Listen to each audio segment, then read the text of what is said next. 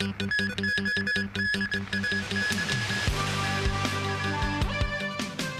chief executive, officials and lawmakers continue a tour of Greater Bay Area.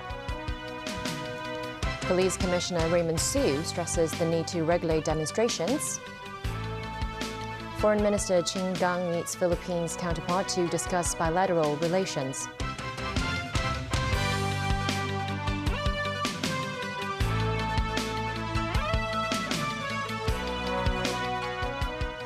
Good evening and welcome to TVB News. Chief Executive John Lee and a delegation of lawmakers and government officials continued their Greater Bay Area tour in Shenzhen today. There they visited the headquarters of leading innovation companies. Many lawmakers were inspired by the technology and wished to bring them home. More than 80 lawmakers and officials were at the headquarters of world-leading electric vehicle company BYD this morning. The founder of the company, Wang Chuanfu, gave the delegation a tour in person. The delegation was given a first-hand look at this new energy vehicle that's still not yet available on the market.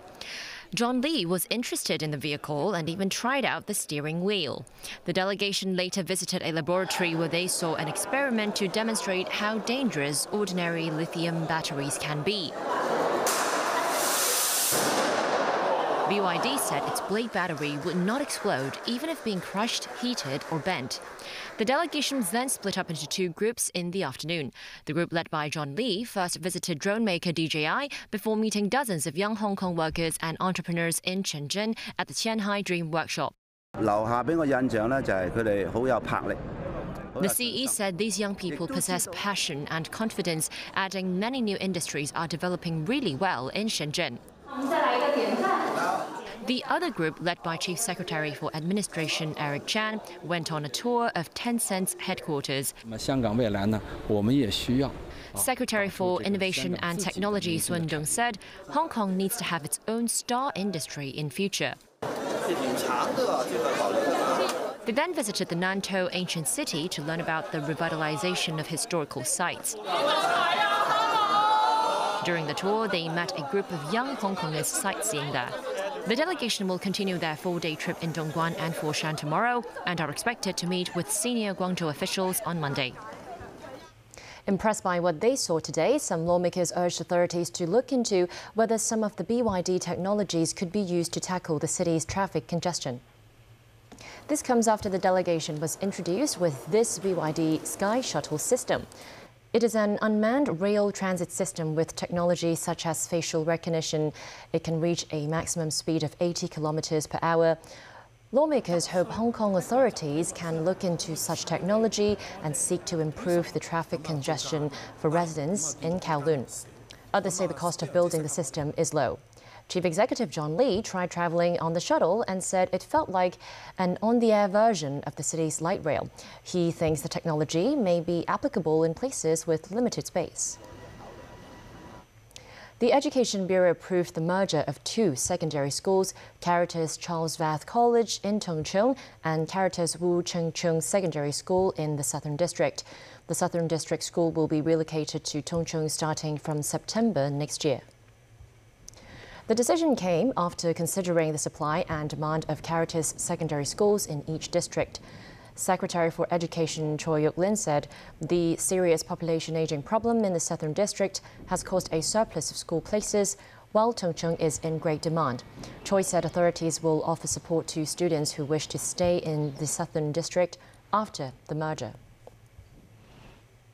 During his recent visit to Hong Kong, Director of the Hong Kong and Macau Affairs Office, Xia Baolong, said demonstrations are not the only way to express opinions.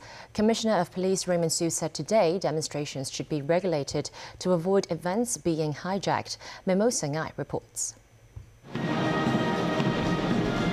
The passing out parade for 33 probationary inspectors and 123 policemen was held at the Hong Kong Police College this morning. These are the graduates.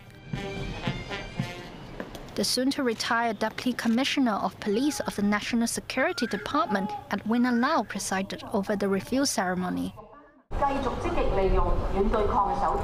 In her speech, Lau said while the city is relatively calm at present, there are still undercurrents in the national security situation, as she urged for vigilance.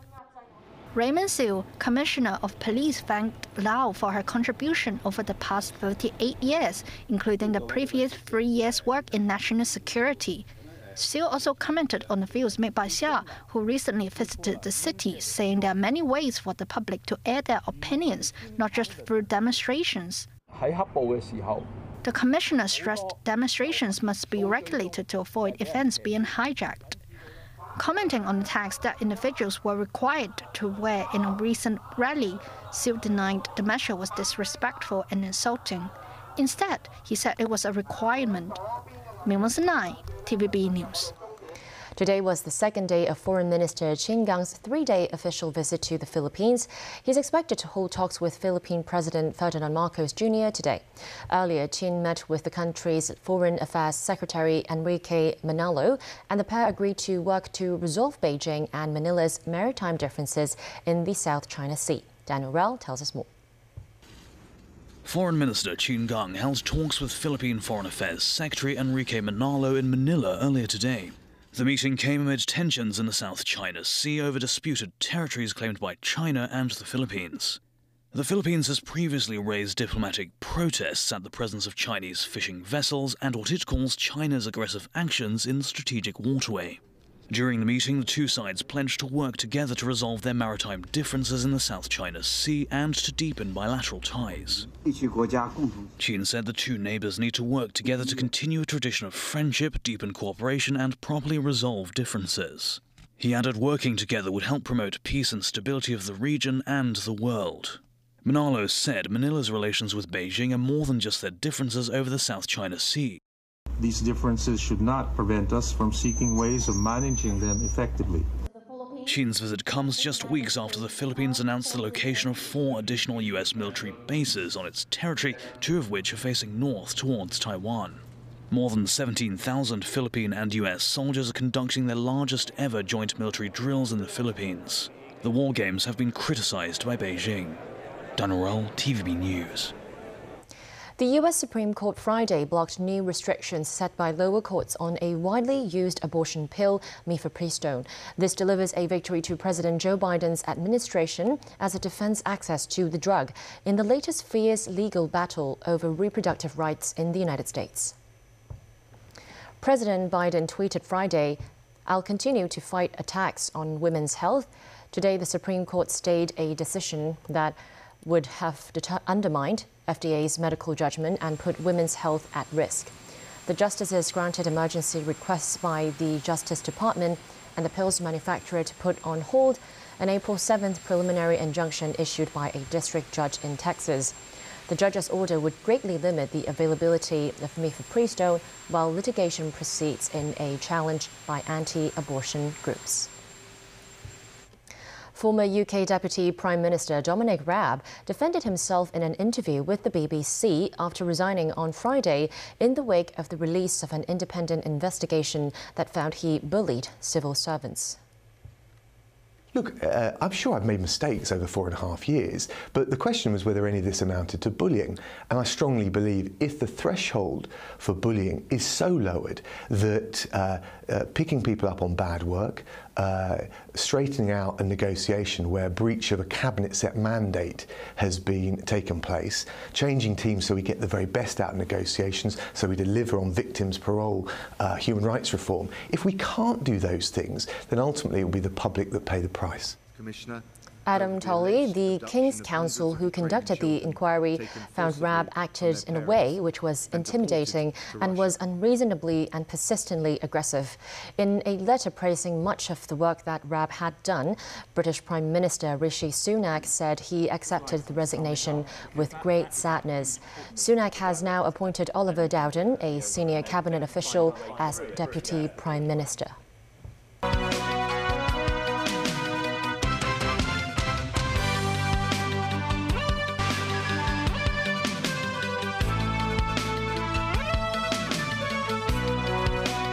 Six Spanish Leopard tanks and 20 armored personnel vehicles bound for Ukraine have left Santander port in northern Spain. The German-made battle tanks have not been used since the 1990s and had been mothballed in reserve. They required refitting and battle readiness tests after initial doubts as to whether they could go into combat again. Reuters footage showed the Leopard tanks and APC vehicles being driven onto a cargo vessel which sails under the flag of the Netherlands. The ship will carry the military hardware to Poland, where they will then be taken to Ukraine. Defense Minister Margarita Robles said earlier this month that Spain will send a total of 10 Leopard 2A4 tanks to Ukraine and added that the armed forces were repairing the remaining 4. Spain has also trained 40 tank crew members and 15 mechanics at a military base in the northeastern city of Zaragoza. Other NATO countries, including Germany, Poland and Portugal, have promised to send a total of 48 Leopard 2 tanks to Ukraine. Thailand has reported the world's first fatal case involving the Omicron subvariant Arcturus. As it continues to spread around the world, confirmed cases of Arcturus have been on the rise, accounting for 10% of new COVID cases in the U.S., according to the country's Centers for Disease Control and Prevention. Veronica Lin with more. The first patient who died from Arcturus was an elderly expat in Thailand with underlying health issues. Thailand's health officials announced that this case showed the virus health risks, but does not reflect the severity. 27 cases of Arcturus have so far been reported in Thailand. However, between the 9th and 15th of this month, hospitalizations from the subvariant more than doubled when compared to the previous week. Officials believe that Arcturus is likely to become the dominant strain in the country soon. The new subvariant, Arcturus, also known as XBB.1.16, has spread to more than 30 countries and territories globally since it was first discovered back in January. The country with the most cases is India, with more than 10,000 confirmed daily cases. Some regions are to re-implement the mask mandate. Around 50 cases of Arcturus have been recorded in the UK. The Centers for Disease Control and Prevention said Arcturus makes up around 10% of new COVID cases in the U.S. and predicted that it will be a dominant strain locally. In Taiwan, where the mask mandate was recently lifted, about a dozen imported cases were recorded. Daily cases in Seoul have surpassed 10,000 5 days in a row. In Singapore, where cases are surging, the supply of hospital beds is tight. But local authorities said they're fully capable of providing timely and adequate treatment for patients. Veronica Lin, TVB News. The U.S. is launching a 3-month assessment to determine ways that China could harm its interests and how the Pentagon can counterattack those threats. That's according to U.S. Homeland Security Secretary Alejandro Mayorkas. Mayorkas said the so-called 90-day department-wide sprint will examine how the U.S. is able to defend infrastructure, such as the electric grid, from Chinese attacks. He also said the department will bolster its screening and vetting to identify illicit travelers from China. Beijing has repeatedly criticized the U.S. of containing and suppressing China while urging it to stop smearing China. Back locally, the Hong Kong bus company KMB said it has conducted a final inspection of the 52 new electric buses. The company said the buses will start service after receiving the operation permit from the Transport Department. KMB celebrated its 90th anniversary at the Sha Tin depot today. For the first time, the public were able to see the bright green electric double-decker buses close up before they take to the road later this year. The company also set itself a target to increase the number of electric buses to 500 within 3 to 5 years. That's the news. Thanks for watching.